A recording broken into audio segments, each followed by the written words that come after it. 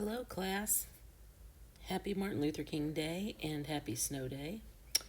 I am looking at your assignment sheet. It's the very last assignment on the sheet, so you'll be getting a new one next week. And so I'm looking right here.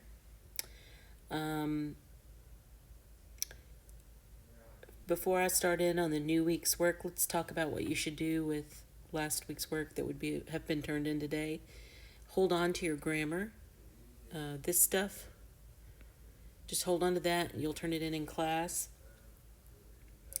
I would like you to send me your thesis statement for Little Women or Little Men by email. Please email that to me today, before dinner time, or just as early as possible today. Email me that thesis statement and I will make suggestions if I think you need to change it a little bit or tweak it and get it back to you tomorrow, so that you can get started on writing your book report.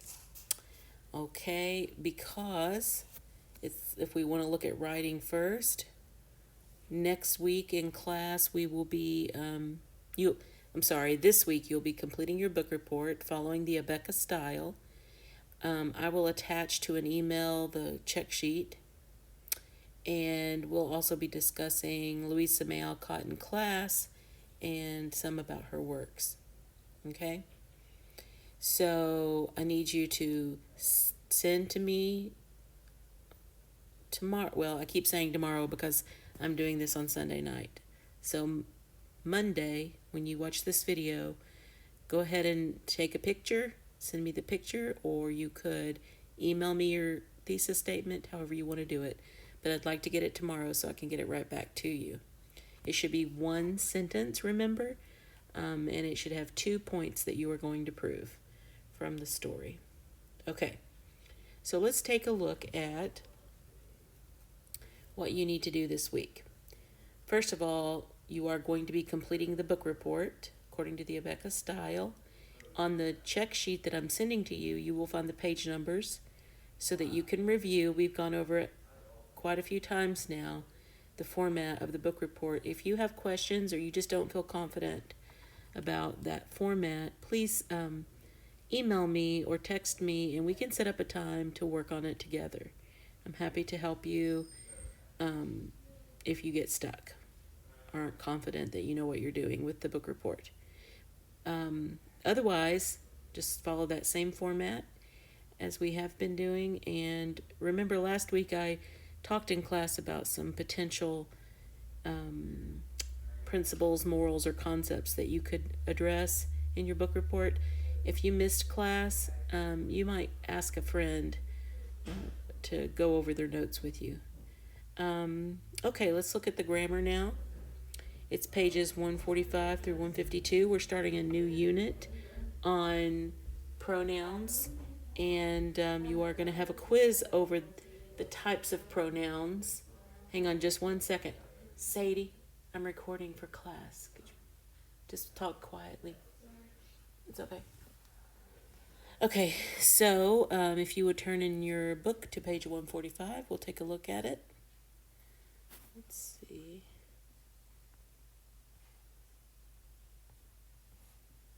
Well, I'm trying to make it. Sorry, guys, I'm having trouble. Here we go. Okay, you're starting the unit on pronouns.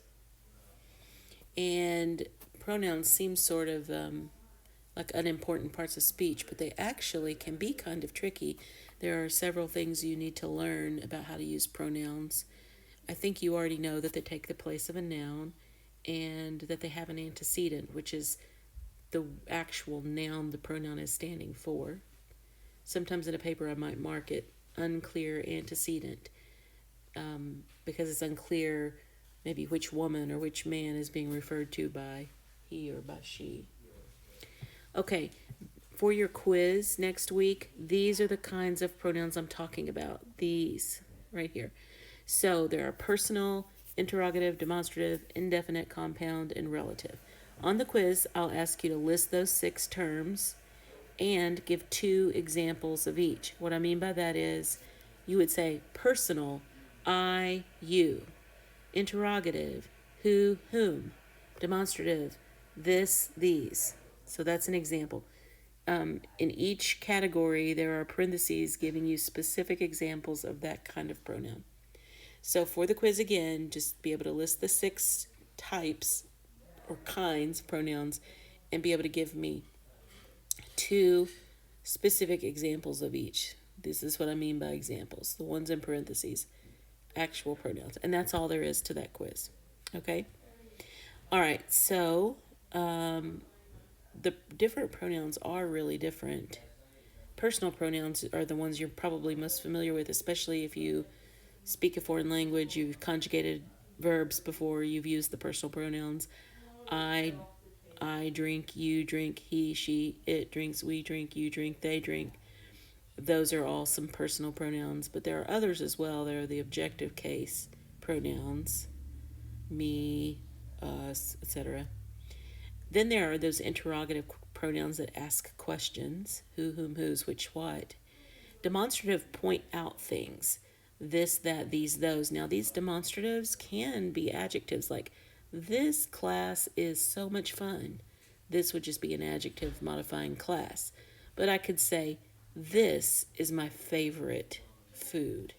In that case, that would be a demonstrative pronoun because it's standing alone, not modifying another word. The indefinite pronouns are a little bit trickier.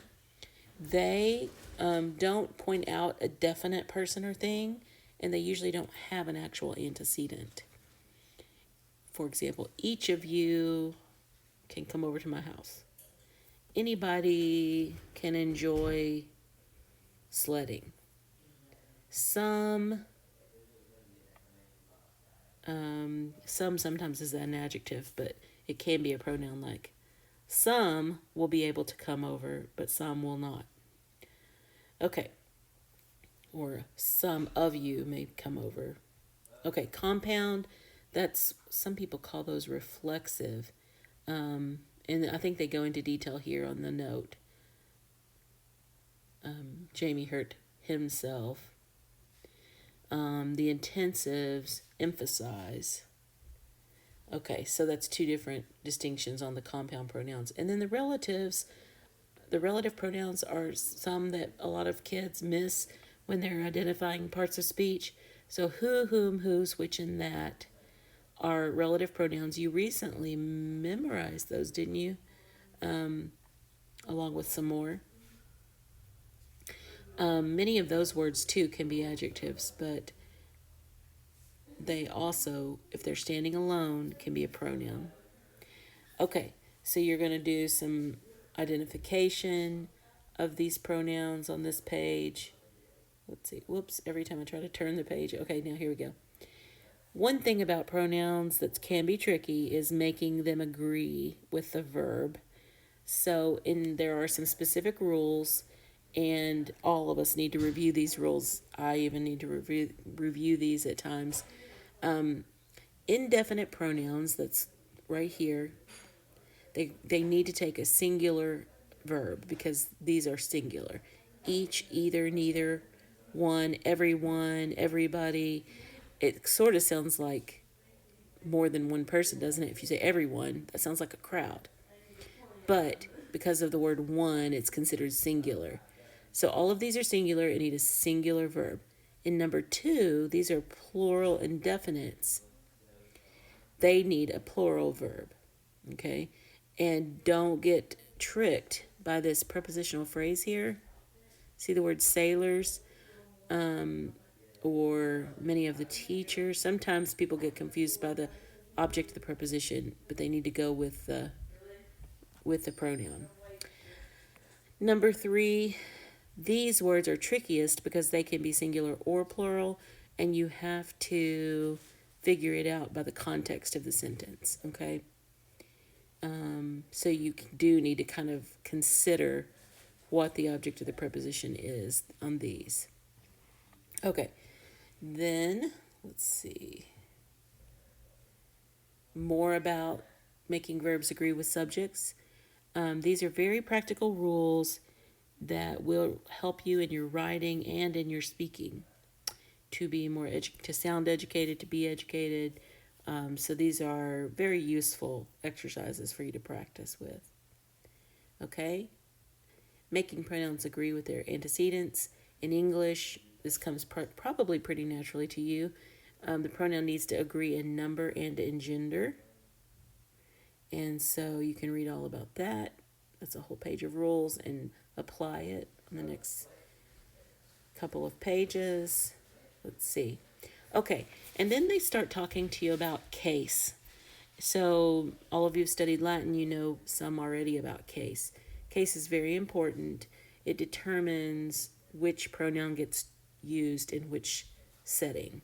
So, this first page is on nominative. Think of nominative as naming. So, nominative case is the case of subjects and predicate nominatives. So, you need to know, and you have a quiz coming up, not quite yet, but you'll have a quiz where you have to identify pronouns as either nominative case, objective case, or possessive case. So if you could replace the subject with the pronoun, then you know, and it sounds right to your ear, it's probably a nominative case. So for example, ate the cake. Who ate the cake? I ate the cake. Would I say me ate the cake? No, because I'm too old for that. Maybe a 2-year-old would say that. He ate the cake. She ate the cake. So if you take out the subject and replace it with I, he, she, we, they, who, whoever, all those sound right to your ear because those are, in fact, nominative case pronouns. People get confused usually when it's compound. What you can do is just take off the Greg, for example, in this first sentence, and just check it. Would you say me planned the picnic? I hope you wouldn't. Would you say I planned the picnic? Yes, that would make the most sense. I planned the picnic. Let's see. So compound situations, just take off the compound thing and you can tell. Sometimes you're going to have a pronoun subject followed by an appositive. And we have bad habits. I have bad habits. You've heard it used incorrectly by numerous people in your life, probably. We might say, us kids want to have a party or something. Or us girls want to do our own thing, whatever. That we might have that bad habit, but that is incorrect. Would you say us planned the party? No.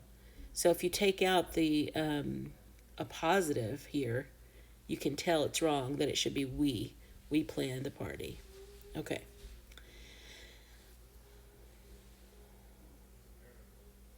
Okay. So the pronoun could also be in the position of the appositive. And so basically, whatever it's in a positive to, whatever case that it would take. So here, this is in a positive for a subject. So subjects take nominative case, so you need she instead of her. Okay? Alrighty. And then you have more about nominative case. This is about the predicate nominatives. So if you have a linking verb, and just go ahead and review those if you need to, then you need to use nominative case even when it doesn't sound right to your ear because you've maybe heard it used incorrectly for many years. The one exception is number 10 down here. It should be like the sentence, it is me. It is a linking verb. It should be nominative case. Well, me is objective case. So it should be it is I. Say somebody calls you on the phone. In the old days, everybody didn't have their own cell phone, so the phone would ring in your house, and you would pick up the phone and they'd say, hello, can I speak to Shannon? And you would say, it's me, or it is me. You should say, it is I. But because it's so commonly used in everyday conversation, we have sort of said, okay, it's fine, you can just say it's me. If you are writing something down, though, a formal writing situation, still stick with the correct version, it is I. Okay. Or sometimes I know somebody say, may I speak to Mrs. Grissom? This is she. Would be the correct the correct case for the pronoun instead of her. Okay, let's see. Oops. Okay, so that was the last page, 152. You're doing 145 through 152. And just remember to memorize the six, these six here with 2 examples of each. Okay. And write your book report. And that's it. Now, I know some of you are behind from illness, and I've spoken to your parents, so I know you might be a little bit behind on your paper, but you know who you are. And that's fine. I hope everybody gets well and stays well. And if you have questions, remember to email me or text me. And that's all. Alrighty. I will hope to see you on Monday in a week. Bye-bye.